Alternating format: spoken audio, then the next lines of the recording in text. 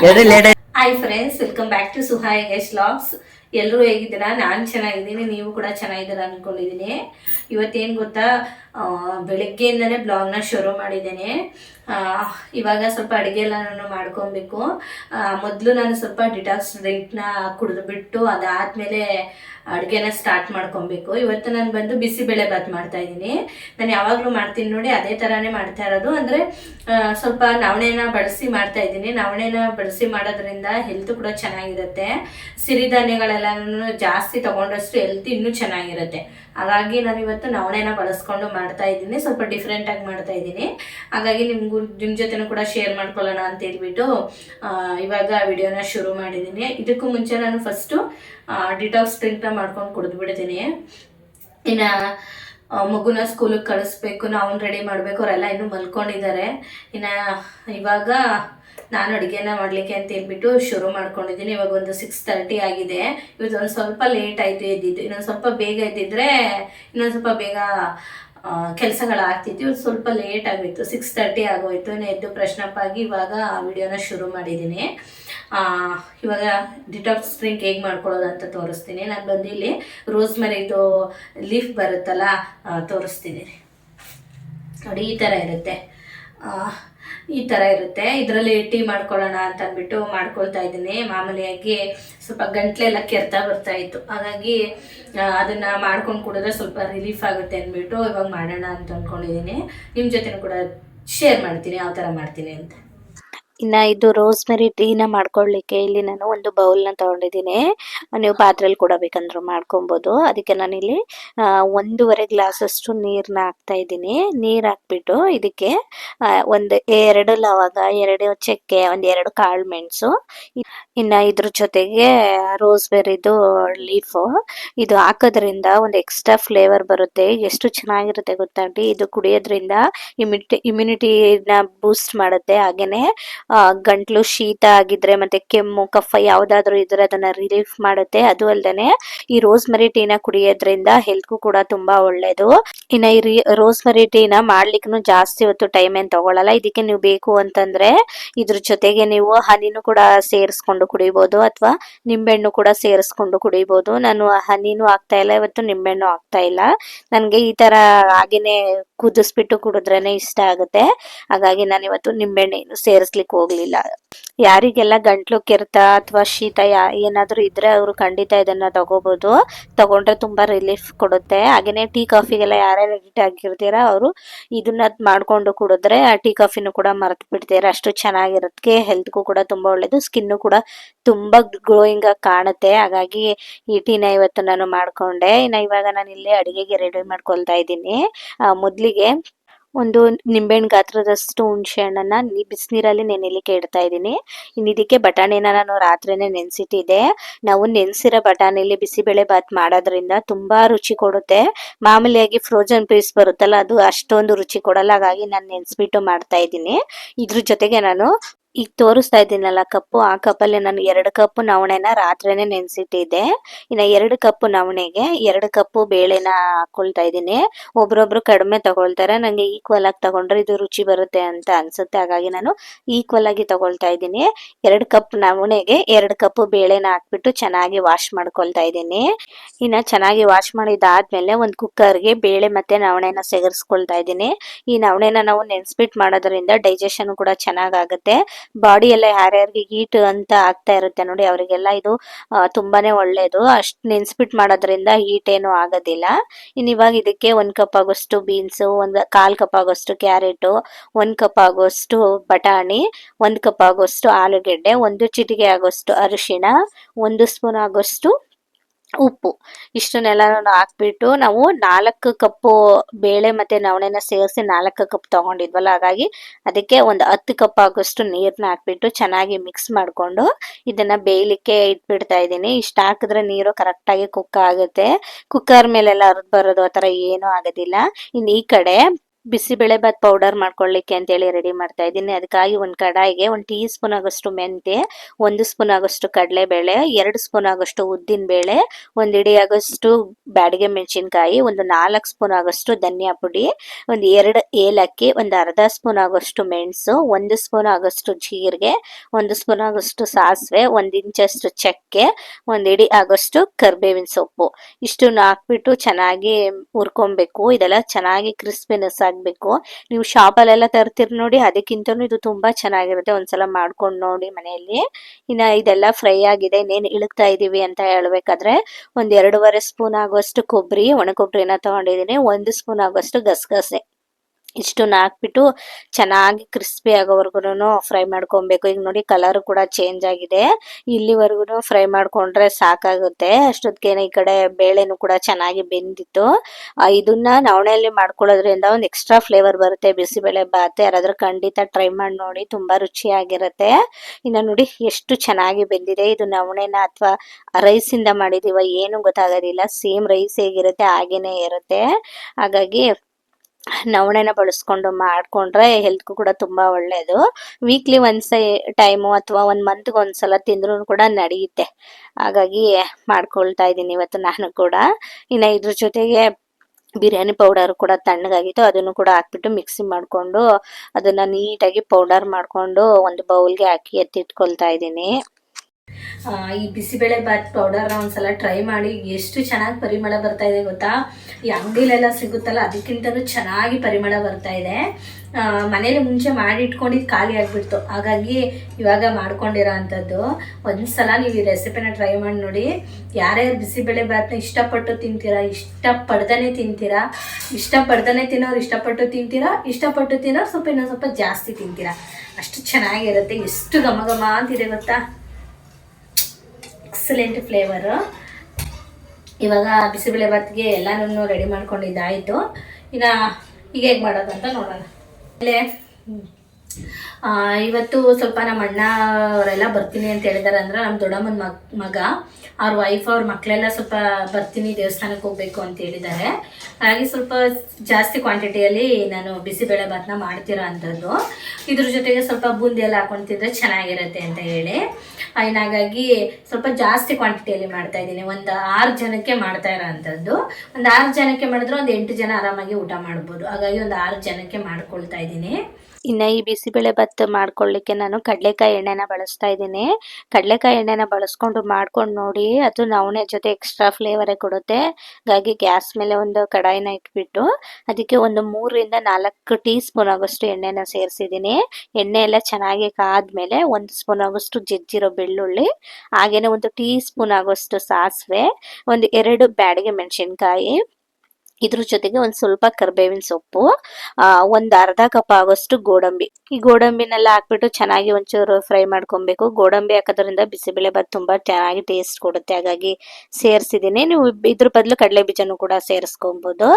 ಇದಕ್ಕೆ ಒಂದು ಅರ್ಧ ಕಪ್ ಆಗೋಷ್ಟು ಬೆಲ್ ಪೆಪ್ಪರ್ನ ಸೇರಿಸ್ಕೊಂಡಿದ್ದೀನಿ, ಅಂದ್ರೆ ಕ್ಯಾಪ್ಸಿಕಮ್ನ ಸೇರಿಸ್ಕೊಂಡು ಫ್ರೈ ಮಾಡ್ಕೊಂಡಿದ್ದೀನಿ. ಇದಕ್ಕೆ ಒಂದು ಅರ್ಧ ಕಪ್ ಆಗೋಷ್ಟು, ಅಂದ್ರೆ ಚಿಕ್ಕ ಕಪ್ಪಲ್ಲಿ 1 ಕಪ್ ಅಷ್ಟಾಗಷ್ಟು ಈರುಳ್ಳಿನ ಹಾಕೊಂಡಿದ್ದೀನಿ. ಇಷ್ಟೇ ತಗೋಬೇಕು ಅಷ್ಟೇ ತಗೋಬೇಕು ಅಂತ ಏನಿಲ್ಲ, ನಿಮ್ಗೆ ಎಷ್ಟು ಬೇಕೋ ಅಷ್ಟನ್ನ ತಗೊಳ್ಳಿ.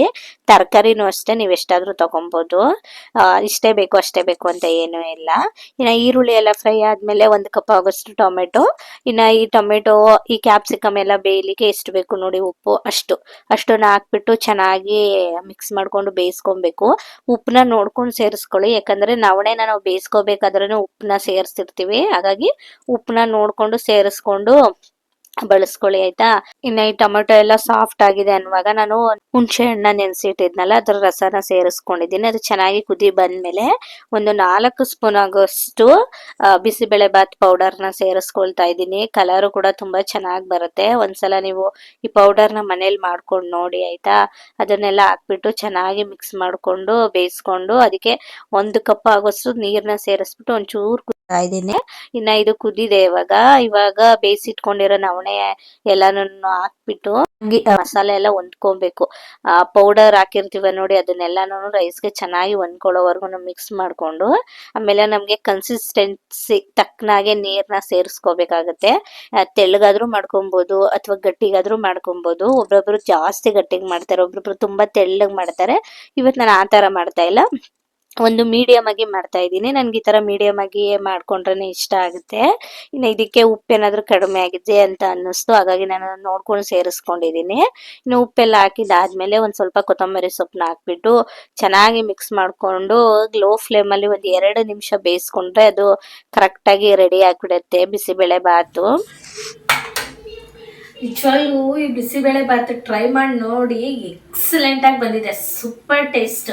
ನಿಜವಾಗ್ಲೂ ನಮ್ಮ ಮನೆಯವ್ರು ಬಂದ್ಮೇಲೆ ಅವ್ರಿಗೆ ಕೊಟ್ಟು ಕೇಳ್ತೀನಿ ಯಾವ ಥರ ಇದೆ ಅಂತೇಳಿ. ಸಕ್ಕತ್ತಾಗಿದೆ ಟೇಸ್ಟ್ ಮಾತ್ರ. ಒಂಚೂರು ಕುದಿಬೇಕು, ಕುದಿದ್ರೆ ಇದು ಇವಾಗ ಈ ಥರ ತೆಳ್ಳಗಿದೆ ನೋಡಿ, 2 ನಿಮಿಷ ಬೆಂದರೆ ಗಟ್ಟಿ ಆಗಿಬಿಡುತ್ತೆ. ಹಾಗಾಗಿ ಮಿಕ್ಸ್ ಮಾಡ್ಕೊಳ್ತಾ ಇರಬೇಕು, ಇಲ್ಲಾಂದ್ರೆ ತಳ ಹಿಡಿದ್ಬಿಡುತ್ತೆ ನೋಡಿ. ಆಲೆ ಗಟ್ಟಿ ಆಗ್ತಾ ಬರ್ತಾ ಇದೆ. ಎಷ್ಟು ಚೆನ್ನಾಗಿದೆ ಗೊತ್ತಾ ಬಿಸಿಬೇಳೆ ಬಾತು, ಸಕ್ಕತ್ತಾಗಿದೆ. ಇನ್ನ ನಾನು ಒಂದು 7ರಿಂದ 8 ಜನಕ್ಕೆ ಮಾಡಿರೋದ್ರಿಂದ ಇಷ್ಟು ಕ್ವಾಂಟಿಟಿಲಿ ಮಾಡ್ಕೊಂಡಿದ್ದೀನಿ. ನೀವು ಇದನ್ನ ಹೆಚ್ಚು ಕಡಿಮೆ ಕೂಡ ಮಾಡ್ಕೊಬಹುದು. ಇನ್ನ ಇವಾಗ ಕುದೀತಾ ಇದೆ ನೋಡಿ, ಈ ಕನ್ಸಿಸ್ಟೆನ್ಸಿಯಲ್ಲಿ ಬಂದಾಗ ಗ್ಯಾಸ್ ಆಫ್ ಮಾಡ್ಬಿಟ್ರೆ ಇದು ರೆಡಿನೇ ಆಗೋಗುತ್ತೆ. ಒಂದ್ ಸ್ವಲ್ಪ ಇದು ತಣ್ಣಗಾಗ್ಬೇಕು, ಅವಾಗ ಕರೆಕ್ಟ್ ಆಗಿ ಬರುತ್ತೆ ನೋಡಿ. ಒಂದ್ ಸ್ವಲ್ಪ ತಾದ್ಮೇಲೆ ಇವಾಗ ತೋರಿಸ್ತಾ ಇದೀನಿ ಎಷ್ಟು ಚೆನ್ನಾಗಿದೆ ಅಂತ ಹೇಳಿ. ಒಂದ್ಸಲ ಟ್ರೈ ಮಾಡಿ ನೋಡಿ, ತುಂಬಾ ಚೆನ್ನಾಗಿತ್ತು. ಅದಾದ್ಮೇಲೆ ನಾನು ಊಟ ಎಲ್ಲ ಬಡಿಸ್ಕೊಟ್ನಲ್ವಾ, ಅದನ್ನ ವಿಡಿಯೋನೇ ಮಾಡ್ಕೊಳ್ಳಿಲ್ಲ, ಮರ್ತೋಗ್ಬಿಟ್ಟೆ. ಯಾಕಂದ್ರೆ ದೇವಸ್ಥಾನಕ್ಕೆ ಹೋಗಿ ಬಂದು ಲೇಟ್ ಆಗಿತ್ತು, ಹಾಗಾಗಿ ಬಿಸಿಬೇಳೆ ಬಾತ್ ರೆಡಿ ಆಯ್ತು. ಇದ್ರ ಜೊತೆಗೆ ಒಂದು ಡೆಸರ್ಟ್ ಮಾಡೋಣ, ಮಸ್ಕ್ ಮಿಲನ್ನ ಬಳಸ್ಕೊಂಡು ಅಂತ ಹೇಳ್ಬಿಟ್ಟು ಡೆಸರ್ಟ್ ನ ಮಾಡ್ತಾ ಇದ್ದೀನಿ. ತುಂಬಾ ಚೆನ್ನಾಗಿರುತ್ತೆ. ಹಾಗಾಗಿ ನಾನು ಸ್ವಲ್ಪ ಈ ಡೆಸರ್ಟ್ಗೆ ಮಸ್ಕ್ ಮಿಲನೇ ಮೇನ್ ಅಲ್ವಾ, ಹಾಗಾಗಿ ಮಸ್ಕ್ ಮಿಲನ್ ಆರ್ಡರ್ ಮಾಡಿದ್ದೀನಿ. ಮತ್ತೆ ನಂಗೆ ಸ್ವಲ್ಪ ದ್ರಾಕ್ಷಿ ಬೇಕಾಗುತ್ತೆ, ಹಾಗಾಗಿ ದ್ರಾಕ್ಷಿ ಆರ್ಡರ್ ಮಾಡ್ಕೊಂಡಿದ್ದೀನಿ. ತೋರಿಸ್ತೀನಿ ನಾನು ಹೇಗೆ ಮಾಡೋದು ಅಂತ ಹೇಳಿ. ತುಂಬಾ ಚೆನ್ನಾಗಿ ಬರುತ್ತೆ. ಬಿಸಿಬೇಳೆ ಬಾತ್ ಒಂದೇ ಇದ್ರಷ್ಟು ಚೆನ್ನಾಗಿರಲ್ಲ, ಅವರು ಅಪರೂಪಕ್ಕೆ ಬರ್ತಿದಾರಲ್ವಾ, ಹಾಗಾಗಿ ಡೆಸರ್ಟ್ ನ ಮಾಡೋಣ ಅನ್ಕೊಂಡು ಮಾಡ್ತಾ ಇದ್ದೀನಿ. ಇನ್ನ ಇವಾಗ ಇದನ್ನ ಮಾಡ್ಲಿಕ್ಕೆ ಮೊದ್ಲಿಗೆ ನಾನು ಒಂದು ಕುಕ್ಕರ್ನ ಇಟ್ಕೊಂಡಿದ್ದೀನಿ. ಒಂದು ಕುಕ್ಕರ್ ಅಲ್ಲಿ ಒಂದು ಅರ್ಧ ಸ್ಪೂನ್ ಅಷ್ಟು ತುಪ್ಪನ ಸೇರಿಸ್ಕೊಂಡಿದ್ದೀನಿ. ಇದಕ್ಕೆ ನೈಲಾನ್ ಸಬ್ಬಕ್ಕಿ ಬರುತ್ತಲ್ಲ, ಅದನ್ನ ತಗೊಂಡಿದ್ದೀನಿ. ಅದನ್ನ ಹಾಕ್ಬಿಟ್ಟು ಒಂದ್ 2 ನಿಮಿಷ ಹಾಗೇನೆ ಫ್ರೈ ಮಾಡ್ಕೊಂಡ್ರೆ ಅದು ಡಬಲ್ ಸೈಜ್ ಅಲ್ಲಿ ಆಗುತ್ತೆ. ನೀವು ಪಾತ್ರೆಯಲ್ಲಿ ಕೂಡ ಮಾಡ್ಕೊಬಹುದು. ಇವತ್ತು ನಂಗೆ ಟೈಮ್ ಇರಲಿಲ್ಲ ನೋಡಿ, ಹಾಗಾಗಿ ನಾನು ಕುಕ್ಕರ್ ಅಲ್ಲೇ ಮಾಡ್ಕೊಳ್ತಾ ಇದ್ದೀನಿ. ಇನ್ನ ಇದನ್ನೆಲ್ಲ ಹುರ್ಕೊಂಡಿದ್ದಾದ್ಮೇಲೆ ನೀರು ಎಷ್ಟು ಬೇಕು ಅಷ್ಟು ಸೇರಿಸಿ ಬೇಯಿಸ್ಕೊಳ್ಳೋದು ಅಷ್ಟೇನೆ. ನಾನು ಇಷ್ಟೇ ಬೇಕು ನೀರು ಅಂತ ಹಾಕಿಲ್ಲ, ಒಂದು ಅಂದಾಜ್ ಮೇಲೆ ಹಾಕೊಂಡಿದ್ದೀನಿ. ಇನ್ನು ಅದು ವಿಶಿಲ್ ಬರ್ಲಿ ಅಷ್ಟೊತ್ತಿಗೆ ನಾನು ಈ ಕಡೆ ಡ್ರೈ ಫ್ರೂಟ್ಸ್ ಎಲ್ಲಾನು ಕಟ್ ಮಾಡಿ ಇಟ್ಕೊಂಡು, ಇನ್ನ ಫ್ರೂಟ್ಸ್ ಎಲ್ಲಾನು ಬೇಕಾಗುತ್ತೆ, ಹಾಗಾಗಿ ಕಟ್ ಮಾಡಿ ಇಟ್ಕೊಳ್ತಾ ಇದ್ದೀನಿ. ಈ ರೆಸಿಪಿಗೆ ಮಸ್ಕ್ ಮಿಲನ್ ಆದಷ್ಟು ಹಣ್ಣಾಗಿರೋದನ್ನ ತಗೊಳ್ಳಿ. ಚೆನ್ನಾಗಿ ಹಣ್ಣಾಗಿರೋದು ತಗೊಂಡ್ ಬಂದ್ರೆ ಟೇಸ್ಟ್ ತುಂಬಾ ಚೆನ್ನಾಗಿ ಬರುತ್ತೆ. ಹಾಗಾಗಿ ಇನ್ನ ನಮ್ಮ ಮನೇಲಿ ಇದ್ದಿದ್ದಿಷ್ಟೇ ಹಣ್ಣಾಗಿದ್ದು, ಇನ್ನೂ ಹಣ್ಣಾಗಿರೋದು ತಗೊಂಡಿದ್ರೆ ಇನ್ನೂ ಸ್ವಲ್ಪ ಚೆನ್ನಾಗಿ ಬರೋದಿದ್ದು ಡೆಸರ್ಟು. ಹಾಗಾಗಿ ಇತ್ತಲ್ಲ ಇದೆ ಅಂತ ಹೇಳ್ಬಿಟ್ಟು ಇದ್ರಲ್ಲೇನೆ ಮಾಡ್ಕೊಳ್ತಾ ಇದ್ದೀನಿ. ಇದನ್ನೆಲ್ಲ ಕಟ್ ಮಾಡಿಬಿಟ್ಟು ತಿರುಳನ್ನೆಲ್ಲ ತಕೊಂಡು ಒಂದು ಮಿಕ್ಸರ್ ಜಾರ್ಗೆ ಹಾಕಿ ಚೆನ್ನಾಗಿ ಸ್ಮೂತಿ ತರ ಮಾಡ್ಕೊಬೇಕು. ನೀಟಾಗಿ ಪೇಸ್ಟ್ ಎಲ್ಲ ರೆಡಿ ಮಾಡ್ಕೊಬೇಕು. ರೆಡಿ ಆದಾದ್ಮೇಲೆ ಒಂದು ಬೌಲ್ಗೆ ಹಾಕಿ ನಾನು ಇಲ್ಲಿ ಎತ್ತಿಟ್ಕೊಳ್ತಾ ಇದ್ದೀನಿ. ಅಷ್ಟೊತ್ತಿಗೆ ಈ ಕಡೆ ವಿಶಿಲು ಕೂಡ ಬಂದು ಸಬ್ಬಕ್ಕಿನೂ ಕೂಡ ಚೆನ್ನಾಗಿ ಬೆಂದಿತ್ತು. ಇನ್ನ ಇದನ್ನ ಒಂದು ಬೌಲ್ಗೆ ಹಾಕಿ ಎತ್ತಿಟ್ಕೊಳ್ತಾ ಇದ್ದೀನಿ. ಇದು ಆರಿದ್ಮೇಲೆ ಇದು ಸ್ವಲ್ಪ ಗಟ್ಟಿ ಆಗುತ್ತೆ, ಇದು ಆರ್ಲಿಕ್ಕೆ ಬಿಟ್ಬಿಡ್ಬೇಕು. ಈಗ ಅದು ತಣ್ಣಗಾಗ್ಲಿ ಅಷ್ಟೊತ್ತಿಗೆ ಈ ಕಡೆ ನಾನು ಹಾಲನ್ನ ಕಾಯ್ಲಿಕ್ಕೆ ಇಡ್ತಾ ಇದ್ದೀನಿ. ಹಾಲನ್ನ ಇಲ್ಲಿ ಗಟ್ಟಿ ಹಾಲನ್ನ ತಗೋಬೇಕಾಗತ್ತೆ, ಹಾಗಾಗಿ ನಾನು ಚೆನ್ನಾಗಿ ಕುದಿಸ್ಕೊಳ್ತಾ ಇದ್ದೀನಿ. ಕುದಿಸಿದಾದ್ಮೇಲೆ ಒಂದು ಬೌಲ್ಗೆ 1.5 ಗ್ಲಾಸ್ ಅಷ್ಟು ಹಾಲನ್ನ ಹಾಕ್ತಾ ಇದ್ದೀನಿ. ಇದನ್ನು ಕೂಡ ಕುದಿಲಿಕ್ಕೆ ಇಟ್ಟಿದ್ದೀನಿ. ಮತ್ತೆ ಇನ್ನು ಈ ಕಡೆ ಒಂದು ಬೌಲ್ಗೆ 2ರಿಂದ 3 ಸ್ಪೂನ್ ಆಗೋಷ್ಟು ಹಾಲನ್ನ ಸೇರಿಸ್ಬಿಟ್ಟು ಅದಕ್ಕೆ ಹಾಲ್ ಪೌಡರ್ ಬರುತ್ತೆ ನೋಡಿ, ಅದನ್ನ 2 ಸ್ಪೂನ್ ಸೇರಿಸ್ಕೊಂಡಿದ್ದೀನಿ. 2 ಸ್ಪೂನ್ ಸೇರಿಸಿದಾದ್ಮೇಲೆ ಚೆನ್ನಾಗಿ ಗಂಟಿಲ್ದೇ ಇರೋ ರೀತಿ ಮಿಕ್ಸ್ ಮಾಡ್ಕೊಬೇಕು. ನಾವು ಹಾಲ್ಗೆ ಯಾವುದೇ ರೀತಿ ಕಸ್ಟರ್ಡ್ ಆಗ್ಲಿ ಮಿಲ್ಕ್ ಪೌಡರ್ ಆಗ್ಲಿ ಸೇರಿಸ್ತಿದೀವಿ ಅಂದ್ರೆ ಈ ತರ ಸಪರೇಟ್ ಆಗಿ ಮಿಕ್ಸ್ ಮಾಡ್ಕೊಂಡು ಅದಾದ್ಮೇಲೆ ಸೇರಿಸ್ಕೋಬೇಕಾಗತ್ತೆ. ನಾವು ಡೈರೆಕ್ಟ್ ಆಗಿ ಹಾಗೆ ಸೇರಿಸ್ಬಿಟ್ರೆ ಗಂಟ್ ಆಗ್ಬಿಡುತ್ತೆ. ಹಾಗಾಗಿ ಈ ತರ ಸಪರೇಟ್ ಆಗಿ ಮಿಕ್ಸ್ ಮಾಡ್ಕೊಂಡು ಇನ್ನ ಕುದಿತಾ ಇರೋ ಹಾಲ್ಗೆ ಸೇರಿಸ್ಕೊಂಡು ಚೆನ್ನಾಗಿ ಮಿಕ್ಸ್ ಮಾಡಿ ಕುದಿಸ್ಕೊಬೇಕು. ಇನ್ನ ಈ ಟೈಮಲ್ಲಿ ನಾನು 1 ಕಪ್ ಆಗೋಷ್ಟು ವೈಟ್ ಕಲ್ಸಕ್ರೆ ಬರುತ್ತೆ ನೋಡಿ, ಅದನ್ನ ತಗೊಂಡಿದ್ದೀನಿ.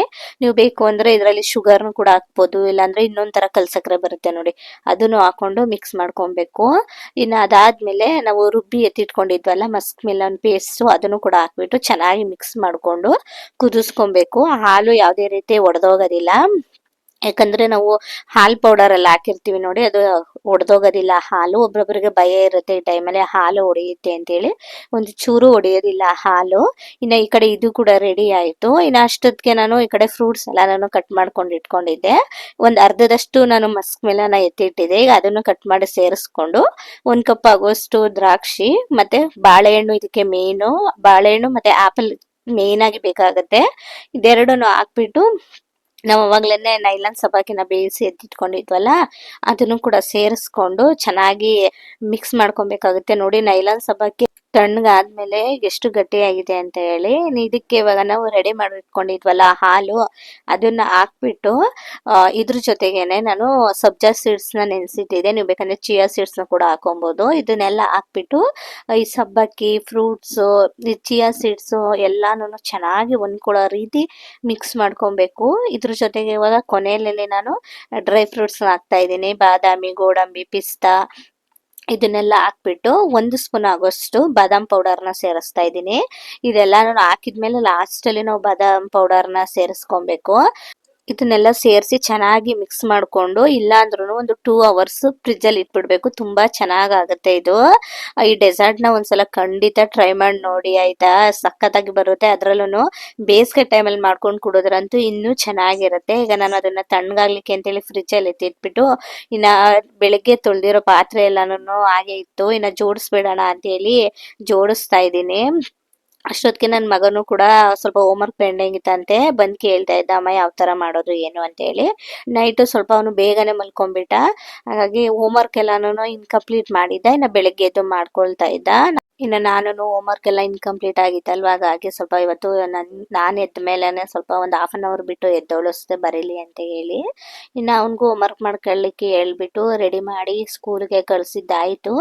ಇವಾಗ ನಾನು ಇಲ್ಲಿ ಮನೆ ಕೆಲಸ ಎಲ್ಲನೂ ಮಾಡ್ಕೊಳ್ಳೋಣ ಅಂತ ಹೇಳ್ಬಿಟ್ಟು ಮನೆ ಎಲ್ಲಾನು ಕ್ಲೀನ್ ಮಾಡಿಬಿಟ್ಟು ಗುಡಿಸ್ಬಿಟ್ಟು ಮನೆ ಎಲ್ಲಾನು ಒರೆಸ್ತಾ ಇದ್ದೀನಿ. ಯಾಕಂದ್ರೆ ನಾವು ಟೆಂಪಲ್ಗೆ ಹೋಗ್ತೀವಿ ಅಂತ ಹೇಳಿದ್ವಲ್ಲ, ಇನ್ನು ನಾನು ಡ್ಯೂಟಿಗೆ ಹೋಗ್ಬಿಡ್ತೇನೆ, ಬಂದಮೇಲೆ ಮಾಡ್ಕೊಳ್ಳಿಕ್ಕೆ ಆಗೋದಿಲ್ಲ.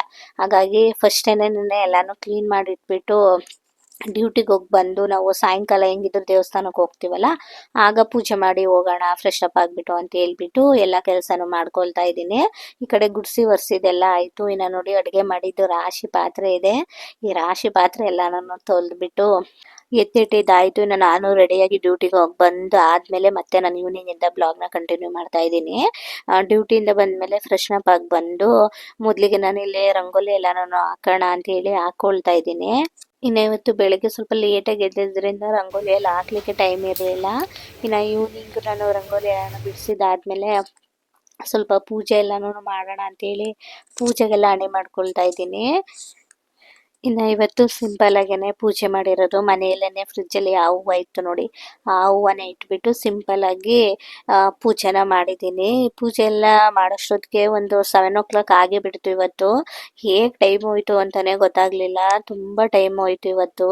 ಇನ್ನು ಇವತ್ತು ವಾರ ಇರಲಿಲ್ಲ ನೋಡಿ, ಹಾಗಾಗಿ ಸಿಂಪಲ್ ಆಗೇನೆ ಹಳೆ ಹೂವು ಎಲ್ಲ ನಾನು ತೆಗ್ದ್ಬಿಟ್ಟು ಹಣೆ ಮಾಡಿಟ್ಕೊಂಡು ಪೂಜೆನ ಮಾಡಿರೋ ಅಂಥದ್ದು. ಇನ್ನು ಇವಾಗ ಪೂಜೆ ಎಲ್ಲನೂ ಮಾಡ್ಕೊಂಡಿದ್ದಾಯಿತು. ಇನ್ನು ಪೂಜೆ ಎಲ್ಲ ಮಾಡ್ಕೊಳ್ಳೋ ಅಷ್ಟೊತ್ತಿಗೆ ನಮ್ಮ ಅಣ್ಣವರು ಕೂಡ ಎಲ್ಲರೂ ಬಂದರು. ಇನ್ನು ಅವರು ಮಾಮೂಲಿಯಾಗಿ ದೇವಸ್ಥಾನಕ್ಕೆ ಹೋಗಕ್ಕಂತಾನೆ ಬಂದಿದ್ದು. ತುಂಬ ದಿನಗಳಾಯ್ತಂತೆ ಅವರು ದೇವಸ್ಥಾನಕ್ಕೆ ಹೋಗಿ. ಅಂದರೆ ಇಲ್ಲೊಂದು ದೇವಸ್ಥಾನ ಇದೆ, ಅಲ್ಲಿಗೆ ಬಂದು ತುಂಬ ದಿನಗಳಾಯಿತು ಅಂತೇಳಿ ಅವರು ಬಂದಿದ್ರು. ಹಾಗೇನೆ ನಮ್ಮನ್ನು ಕೂಡ ಮಾತಾಡ್ಸ್ದಂಗೆ ಆಗುತ್ತೆ ಅಂತೇಳಿ ಹಿಂಗೇನೆ ಹೋಗೋ ದಾರಿಲಿ ಬರ್ತೀರಾ, ಹಿಂಗೆ ನಾವು ಬರ್ತಾ ಇದ್ದೀವಿ ಅಂತೇಳಿ ಇನ್ನು ಸರಿ ಆಯಿತು, ಜೊತೆಗೆ ಹೋಗಿ ಬಂದರೆ ಆಯಿತು ಅಂತ ಹೇಳಿದ್ವಿ. ಹಂಗೇನೆ ಅವರು ಕೂಡ ನಮ್ಮನ್ನು ಮಾತಾಡ್ಸ್ಕೊಂಡಂಗೂ ಆಗುತ್ತೆ ಅಂತೇಳಿ ಅವರು ಮನೆಗೆ ಡೈರೆಕ್ಟ್ ಆಗೇನೆ ಬಂದು ಆಮೇಲೆ ಜೊತೆಗೆ ಹೋಗೋಣ ಅಂತೇಳಿ ಹಿಂಗೇನೆ ಬಂದಿದ್ರು. ಇನ್ನು ಅವ್ರು ಬಂದ್ರಲ್ಲ, ಹಾಗಾಗಿ ನಾನು ಸ್ವಲ್ಪ ಅವ್ರಿಗೆ ಟೀ ಕಾಫಿ ಎಲ್ಲಾನು ಮಾಡ್ಕೊಡ್ತಾ ಇದ್ದೆ. ಮಾಮೂಲಿಯಾಗಿ ಮಕ್ಕಳಿಗೆ ಬಿಸಿನೀರು ಬೇಕು ಅಂತ ಹೇಳಿದ್ರು, ಅಂದ್ರೆ ತುಂಬ ದೂರದಿಂದ ಟ್ರಾವೆಲ್ ಮಾಡಿದ್ರಲ್ಲ, ಹಾಗಾಗಿ ಅವ್ರಿಗೆ ಮೊದಲಿಗೆ ಫಸ್ಟು ಬಿಸಿನೀರ ರೆಡಿ ಮಾಡಿಟ್ಬಿಟ್ಟು ತಟ್ಟೆಗೆ ಆರ್ಲಿಕ್ಕೆ ಇಟ್ಟಿದ್ದೀನಿ. ನನ್ಗೆ ಈ ಥರ ಟೈಮ್ ಇಲ್ಲ ಅಂತಂದ್ರೆ ಒಂದು ಪ್ಲೇಟ್ಗೆ ಹಾಕ್ಬಿಟ್ಟು ನೀರು ಅಥವಾ ಹಾಲು ಎಲ್ಲಾನು ಆರಿಸ್ಬಿಟ್ಟು ರೆಡಿ ಮಾಡ್ಬಿಡ್ತೀನಿ, ಬೇಗನೆ ಆಗೋಗುತ್ತೆ ಅಂತೇಳಿ. ಇನ್ನು ಅವ್ರ ಜೊತೆ ಮಾತಾಡ್ಕೊಂಡು ಹಾಗೇನೆ ಅಡುಗೆ ಕೆಲಸನೂ ಕೂಡ ಈ ಕಡೆ ಮಾಡ್ತಾ ಇದ್ದೆ. ಇವರು ತುಂಬ ದಿನಗಳಾಗಿತ್ತು ನಮ್ಮ ಮನೆಗೆ ಬಂದು, ಇದೇ ಫಸ್ಟ್ ಟೈಮ್ ಬಂದಿದ್ದಾರೆ. ಹಾಗಾಗಿ ಸ್ವಲ್ಪ ಅಡುಗೆನೂ ಕೂಡ ಇವತ್ತು ಡಿಫ್ರೆಂಟ್ ಆಗೇನೆ ಮಾಡಿದೆ. ನಮ್ಮ ಮಕ್ಳಿಗೆಲ್ಲ ಹಾಲು ಕೊಟ್ಬಿಡೋಣ, ಇನ್ನು ದೇವಸ್ಥಾನಕ್ಕೆ ಹೋಗಿ ಬಂದಮೇಲೆ ಅಲ್ವಾ ಊಟ ಮಾಡೋದು ಅಂತೇಳಿ ಫಸ್ಟ್ ದೇವಸ್ಥಾನಕ್ಕೆ ಹೋಗಿ ಬಂದ್ಬಿಡೋಣ, ಅದಾದ್ಮೇಲೆ ಊಟ ಎಲ್ಲ ಮಾಡಿದ್ರೆ ಆಯ್ತು ಅಂತೇಳಿ ಮಾತಾಡ್ಕೊಂಡಿದ್ವಿ. ಇನ್ನು ಅದಕ್ಕಾಗಿ ಮಕ್ಳು ಹರ್ಸ್ಕೊಂಡಿರ್ತಾರೆ ಅಲ್ಲಿ ಗಂಟೆ ಅಂತ ಹೇಳ್ಬಿಟ್ಟು ಮೊದಲಿಗೆ ಮಕ್ಕಳಿಗೆಲ್ಲ ಹಾಲನ್ನ ಕೊಟ್ಬಿಡೋಣ ಅಂತೇಳಿ ಹಾಲನ್ನ ಎಲ್ಲಾನು ರೆಡಿ ಮಾಡಿ ಕೊಟ್ಟೆ. ಇನ್ನು ನನ್ನ ಮಗನಿಗೂ ಕೂಡ ಹಾಲೇ ಕೊಟ್ಟೆ, ಬಂದಾದ್ಮೇಲೆ ಊಟ ಮಾಡಿದ್ರೆ ಆಯ್ತು ಅಂತ ಹೇಳ್ಬಿಟ್ಟು. ಇನ್ನು ಇವತ್ತು ನಾವು ಹೋಗ್ತಾ ಇರೋದು ದೊಡ್ಡಮ್ಮನ ದೇವಸ್ಥಾನಕ್ಕೆ, ಇಲ್ಲೇನೆ ಹತ್ರನೇ ಇದೆ, ನಮ್ಮ ಮನೆಯಿಂದ ಹತ್ರ ಆಗುತ್ತೆ, ಹಾಗಾಗಿ ಹೋಗಿ ಬರೋಣ ಅಂತೇಳಿ ಹೊರಟಿರೋದು. ಇನ್ನು ಮಕ್ಳಿಗೆಲ್ಲ ಹಾಲೆಲ್ಲ ಕೊಟ್ಮೇಲೆ ಇನ್ನು ಇವರಿಗೆ ಟೀ ಕಾಫಿ ಎಲ್ಲಾನು ಮಾಡ್ಕೊಡ್ತಾ ಇದ್ದೆ. ಒಬ್ರು ಕಾಫಿ ಬೇಕು ಅಂತ ಇದ್ರು, ಒಬ್ರು ಟೀ ಬೇಕು ಅಂತ ಇದ್ರು, ಹಾಗಾಗಿ ಒಬ್ರೊಬ್ರಿಗೆ ಒಂದೊಂದ್ಸಲ ಮಾಡೋಷ್ಟೊತ್ತಿಗೆ ಇಷ್ಟೊತ್ತು ಟೈಮ್ ಹಿಡೀತು. ಇನ್ನು ಅಷ್ಟೊತ್ತಿಗೆ ನನ್ನ ಮಗ ನನಗೆ ತುಂಬ ಹಶ್ವಾಗ್ತಿದೆ ಅಮ್ಮ ಅಂತ ಹೇಳಿ ನಾನು ಬಿಸಿಬೇಳೆ ಭಾತ್ನ ರೆಡಿ ಮಾಡಿದ್ದೆ ನೋಡಿ, ಹಾಗಾಗಿ ತಿನ್ಸಮ್ಮ ನಂಗೆ ತುಂಬ ಹಶ್ವಾಗ್ತಿದೆ ಅಂತ ಹೇಳ್ದ. ಇನ್ನ ಸರಿ ಅಂತೇಳಿ ಟೈಮ್ ಆಗ್ಬಿಟ್ಟಿತ್ತು, ಇನ್ನ ಫಟಾಫಟ ಅಂತ ತಿನ್ನಿಸ್ದೆ. ಅವ್ನು ಹಾಲು ಕುಡ್ದಿದ್ದ ಅವ್ನಿಗೆ ಸಾಕಾಗಿಲ್ಲ ಅನ್ಸುತ್ತೆ, ಹಾಗಾಗಿ ಬೇಗನೆ ಊಟನ ಮಾಡಿಸ್ತಾ ಇದ್ದೆ. ಯಾರು ಏನು ಅನ್ಕೊಂಬೇಡಿ, ಏನಿಷ್ಟು ಫಾಸ್ಟ್ ಆಗಿ ಊಟ ಮಾಡಿಸ್ತಿದ್ದೀರಾ ಅಂತ ಹೇಳಿ. ಅಷ್ಟೊತ್ತಿಗೆ ನಮ್ಮ ಅಪ್ಪಾಜಿನೂ ಕೂಡ ಕಾಲ್ ಮಾಡಿದ್ರು. ಹಲೋ, ಹಾ ಹೇಳ್ತೀವಪ್ಪ.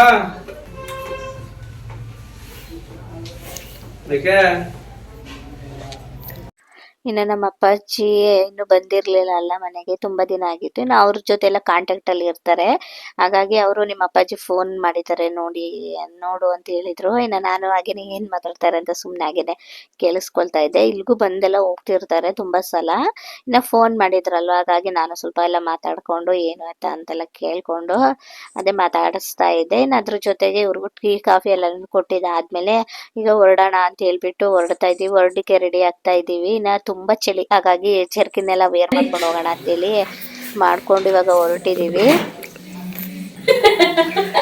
ಲೇಟ್ ಆಗಿದೆ, ಅವ್ರು ಕಾಯ್ತಾ ಇದ್ದಾರೆ ಆಚೆ.